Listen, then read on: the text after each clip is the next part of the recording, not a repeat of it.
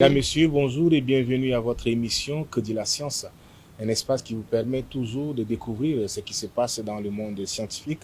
Aujourd'hui, nous avons encore l'honneur de recevoir une autre enseignante chercheure sur ce plateau de l'émission Que dit la science sur Electron Télévision.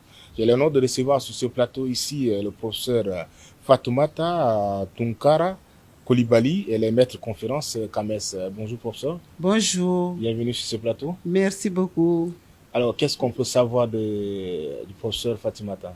Oh, enfin, moi, je suis Madame Coulibaly Fatoumata Tunkara et je suis docteur en biochimie, sciences des aliments. J'enseigne à l'Université des sciences, des techniques et des technologies de Bamako, Mali. Je suis à la faculté des sciences et techniques et puis au département de biologie. Voilà. Alors, qu'est-ce qui vous a motivé d'embrasser cette carrière, surtout ce domaine précisément? Alors, ma motivation, c'est que nous, dans notre laboratoire, le laboratoire de biochimie alimentaire et de substances naturelles, nous travaillons surtout sur les produits agroalimentaires. Nous travaillons aussi sur les substances naturelles qui ont des vocations à traiter des maladies. C'est ça qui m'a vraiment motivée. Vous êtes ici dans le cadre de la 47e session du CAMES. Oui. Dites-nous comment se passent les travaux. Vous êtes presque à la fin. Qu'est-ce qu'on peut savoir? Sommes vraiment à la fin et puis nous avons même donné notre rapport. Donc vraiment, le rapport a été d'ailleurs validé hier par la commission. Donc je pense que nous avons bien travaillé. On s'est même félicité. D'accord. On était 36 personnes et puis parmi les 36 personnes, nous étions que 4 femmes dans le groupe. C'était sciences agronomie et sciences naturelles agronomie. Oui, j'allais poser justement la question par rapport à la représentation actuelle même des femmes dans la recherche, surtout au sein de l'espace CAMES. Oui, les femmes dans la recherche autour de l'espace CAMES, nous ne représentons pas beaucoup, hein, parce que vu l'exemple de mon CTS, nous n'étions que 4 femmes dans les CTS, et puis 4 femmes sur 36 hommes, sur 36 personnes. Donc, c'est comme si on représentait que 11,11% seulement de taux de représentation des femmes dans les CTS. Et globalement, si on cherche à savoir quels sont les domaines, peut-être que les femmes sont plus représentées et les domaines où on n'en voit pas assez. Bon, vraiment, la science est sous-représentée dans tous les domaines. Dans tous les domaines de la science, les femmes sont vraiment sous-représentées. Bon, peut-être vers la médecine ou peut-être vers la lettre et sciences humaines. Peut-être les femmes peuvent être beaucoup représentées là-bas. Mais dans le domaine de la science, vraiment, les femmes sont toujours sous-représentées. Et qu'est-ce qui explique cela? Même dans les laboratoires. Qu'est-ce qui explique cela? Généralement, les filles n'embrassent pas la science, généralement. Donc, nous, au pays même, on a une journée dédiée carrément, c'est-à-dire à l'initiation, c'est-à-dire comment motiver les filles à venir vers la science. Parce que elles ont trop peur. Donc, ça veut dire qu'embrasser la science, ça va être peut-être difficile pour elles. Donc, beaucoup de préoccupations, beaucoup de stress. Vous voyez, non? Donc, c'est un peu délicat. Pendant que vous expliquez, on comprend que la représentation, elle est minime. Oui. Mais dites-nous un peu quels sont aujourd'hui les défis que sont confrontés ou bien se confrontent ces femmes chercheuses aujourd'hui dans l'espace CAMES selon vous? Bon, dans l'espace CAMES, généralement, moi je vais dire que les défis auxquels nous sommes confrontés, ça sera surtout le défaut de financement. Nous sommes confrontés vraiment à un défaut de financement de la recherche. Quand nous élaborons nos projets de recherche, généralement, c'est pas très bien financé, quoi. Donc, ça ne motive pas beaucoup. Et pourquoi les projets ne sont pas financés? Bon, les chercheurs, généralement, bon, les décideurs, ils n'ont pas beaucoup d'idées sur la recherche. Est-ce que vous comprenez? Donc, ils vont dire que peut-être ces gens-là cherchent de l'argent pour peut-être bouffer seulement. Alors que nous donnons des résultats. Je vais vous donner un exemple. Dans ma faculté, j'ai eu un projet. Donc, quand j'étais même maître assistant, et dans ce projet, j'ai même formé, c'est-à-dire, comment dirais-je, un master. Et puis, nous avons fait des publications. Et puis, ce projet portait sur l'hypocolostéromie. Vous voyez? Donc, l'hypocolostéромie est un problème vraiment de santé publique aujourd'hui. Donc, nous avons travaillé sur une plante, donc l'hibiscus sabdarifa, et puis nous avons vu l'effet hypocolostéромien des graines de l'hibiscus sabdarifa. Nous avons même publié, et puis l'étudiant a pu finir son master sur le thème. Vous voyez, non? Donc, ça a été financé par les rectorats, mais c'était dans le domaine de la formation des formateurs. C'était dans ce domaine-là. Pendant que vous parlez peut-être des stéréotypes, dites-nous comment les stéréotypes de genre influencent même à la participation des femmes dans la recherche scientifique. Bien sûr, vous n'êtes pas comme nous.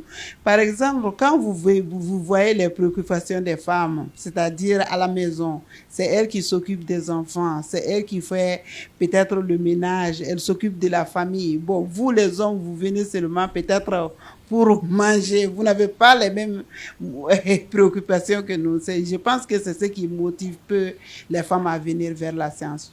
Mais je trouve qu'elles ne doivent pas avoir peur. Parce que quand on aime quelque chose, on peut toujours ménager ses emplois du temps et puis passer à faire ces choses-là. Je pense comme ça. Mais aujourd'hui, on peut dire quand même qu'il y a une nette évolution par rapport au temps passé. Exactement, une très nette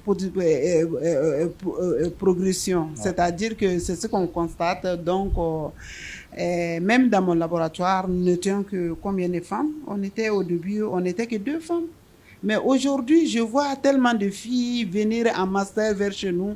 Donc, peut-être, si on les prépare vers le doctorat, elles peuvent prendre la relève un jour.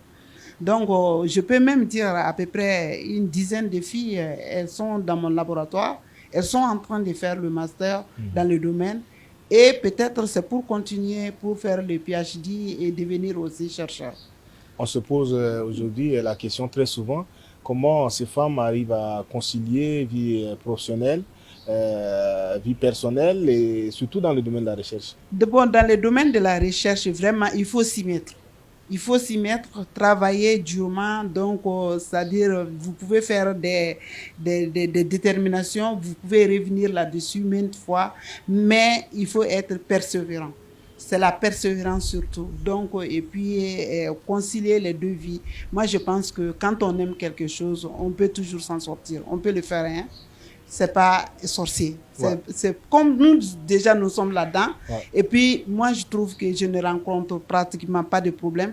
Je pense que toutes les femmes peuvent vraiment venir à la recherche et puis s'en sortir, quoi. Mais professeur, est-ce que c'est ce que vous venez d'expliquer, est-ce que ça peut aussi expliquer un peu le fait qu'on les compte au bout du doigt, les femmes dans le domaine, surtout les sciences dures?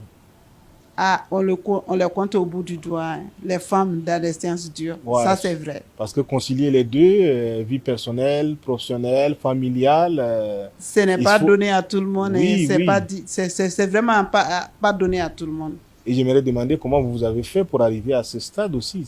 Ah, moi, certainement, il y a eu certainement des sacrifices que vous avez consentis. Hein? Ah, moi, j'ai consenti des sacrifices. Quand je vais vous parler de mon parcours, vous n'allez pas y croire. Je suis partie en Chine étant enceinte. J'ai donné naissance à un garçon et durant mon PhD. Et puis, le garçon, je l'ai amené au Mali à 1 an. Je l'ai laissé. Je suis repartie continuer ma thèse et en 3 ans et demi, j'ai fini ma thèse avec anticipation. Waouh! Alors ça, c'est fort. C'est fort. C'est fort. C'est fort parce que c'est la détermination qui fait que on peut faire tout. Hein. C'est la détermination. Il faut être juste déterminé et puis aimer ce qu'on fait. Mais est-ce qu'aujourd'hui, est-ce qu'il y a des politiques ou des initiatives pour vraiment aider les femmes dans le domaine de la recherche? Bon, pour l'instant, il n'y en a pas beaucoup. Bon, quand je faisais mon PhD, je vais prendre l'exemple, quand je publiais mon professeur de thèse, si je publiais dans des grands journaux, il me motivait. avec l'argent. Ils me payaient même. Est-ce que vous voyez? Mais nous, dans nos universités, on n'a pas cette motivation. Nous publions pour nous-mêmes. Même le mois passé, j'ai fait une publication, mais je l'ai fait pour moi-même, c'est-à-dire pour moi-même. Mais l'université ne tient pas ça en compte. C'est-à-dire que c'est pas considéré, quoi. Mais ils disent que vous faites ça pour votre évolution en grade. Généralement, c'est ça. Mais effectivement, on fait pour ça. Mais si on est encore motivé, c'est très bien. Ça fait plaisir. Ou bien au moins, c'est même une reconnaissance, même si ce n'est pas l'argent. Ils peuvent pas quand même nous donner des papiers de reconnaissance que quelqu'un a publié dans de bons journaux. Donc, reconnaître ça. Ça peut vraiment motiver les gens. Effectivement. Aujourd'hui, citer les exemples de contributions, par exemple, des femmes dans le domaine de la recherche, ça ne manque pas, il y en a assez. Et il y en a beaucoup. Même le nombre de masters que j'ai formés déjà, je ne peux pas te dire. Donc, le nombre d'étudiants aussi que j'encadre tous les jours, je ne pourrais pas te dire. Donc, il y a tellement d'exemples comme moi, ça ne finit pas. Au Mali, il y en a assez? Il y en a assez. On est à combien de maîtres de conférences, combien de professeurs titulaires là-bas? Bon, on a pour l'instant, ce que je connais, pour l'instant, on a une seule professeure titulaire, une seule PT. Elle travaille dans le domaine de la pharmacologie. Elle s'y bat, c'est une battante. Le jour où elle a entendu que je suis passée maître de conférence, elle m'a même appelé. Elle a dit, viens, on va travailler ensemble. Voilà. Aujourd'hui, dites-nous comment les contributions de ces femmes peuvent-elles peut-être influencer à la transformation même du paysage à la recherche dans la région? Mais bien sûr, quand vous venez, vous savez, les femmes ont le goût, elles sont minutieuses. Est-ce que vous comprenez? Donc, elles vont peut-être aller jusqu'au bout, chercher c'est-à-dire en petits détails. Donc, rentrer là-dedans. Donc, elles ont toujours leur place dans la recherche. Surtout avec l'instinct féminin. Oui, c'est ça, avec l'instinct féminin, c'est ça. Aujourd'hui, pouvez-nous peut-être partager un exemple personnel ou peut-être d'une collègue qui illustre, par exemple, un succès ou impact dans le domaine de la recherche, surtout que vous connaissez? Ah, ça ne finit pas. Ça ne finit pas. Je voulais vous donner l'exemple de la collègue là qui est pétée.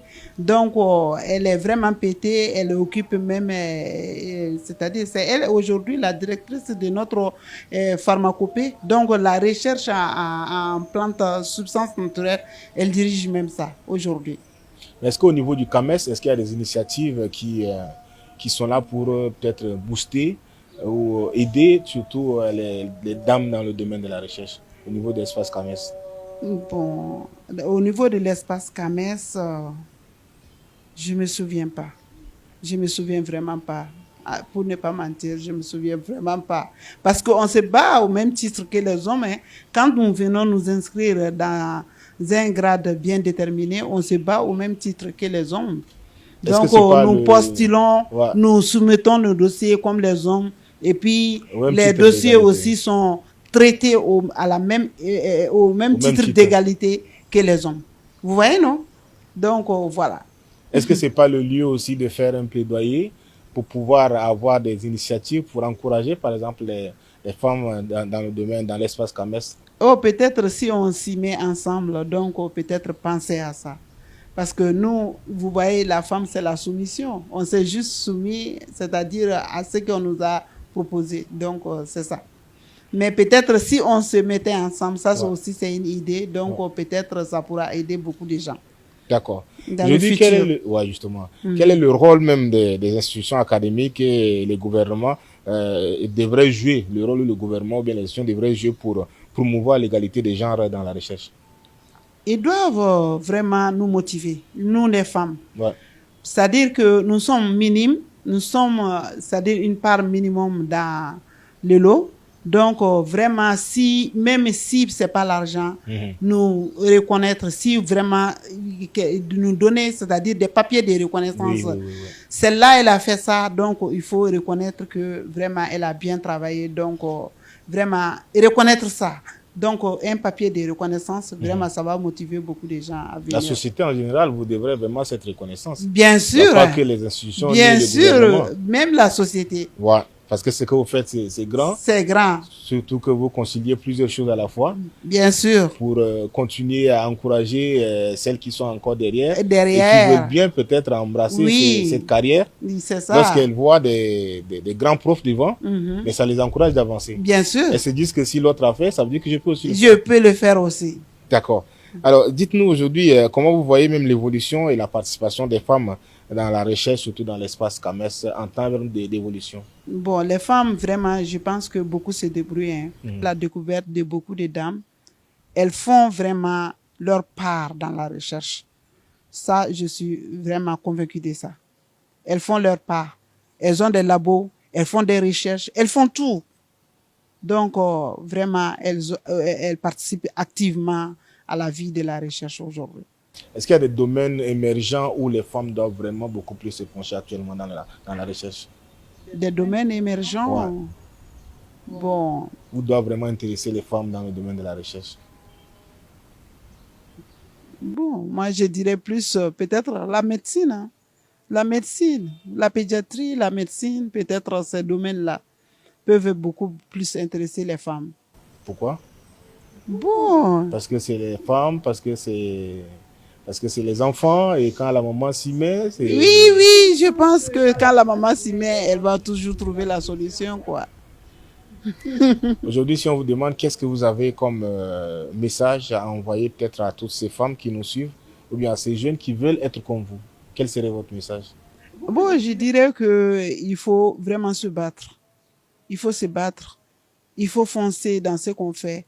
Ce qu'on aime, donc on n'est jamais laissé quelque chose pour ça. Donc, comme on a là un adage de chez nous dit, aide-toi, le ciel t'aidera, quoi. C'est ça. Donc, quand tu t'aides même, les gens voient ce que tu es en train de faire. Ils sont convaincus de ça. Donc, l'aide peut venir de l'extérieur maintenant. Ils vont dire que celui-là, il est persévérant. Donc, il lui faut peut-être un coup de pouce pour pour booster ce qu'il est en train de faire. Donc, c'est comme ça. Avant peut-être de terminer cette émission, qu'est-ce qui vous a retenu pendant votre séjour au Tchad? Au Tchad, beaucoup de choses, hein. Parce que quand je voyais, c'est-à-dire l'image du Tchad à l'extérieur, je pensais que c'était la guerre, c'était ça. Mais c'est carrément autre chose, hein. C'est-à-dire la chaleur humaine. Les gens sont vraiment très accueillants ici. Donc, ils aiment, c'est-à-dire le prochain. L'humanisme. Je dirais l'humanisme. Vraiment, c'est que la chaleur que j'ai trouvée ici, vraiment, ça m'a beaucoup convaincu. Même s'il faut revenir au Tchad, je vais pas réfléchir 2 fois, je reviendrai. Merci, professeur. Quel serait votre mot de fin? Et mon mot de fin sera juste remercier l'émission. Donc, si vous avez besoin de nous, on est toujours là. On peut vraiment vous aider. Je vous remercie tous. Merci beaucoup et merci encore d'accepter notre invitation. C'est à nous de vous remercier. Merci beaucoup. Mais moi, c'est-à-dire le remerciement, c'est de 2 côtés. Hein. Merci beaucoup à tous. Voilà, chers téléspectateurs, nous sommes arrivés au terme de cette émission. Nous avons eu à échanger avec Madame Fatoumata Tunkara Koulibaly, qui est maître de conférence au CAMES. Elle a accepté de répondre à notre question, surtout sur ce plateau de l'émission Que dit la science.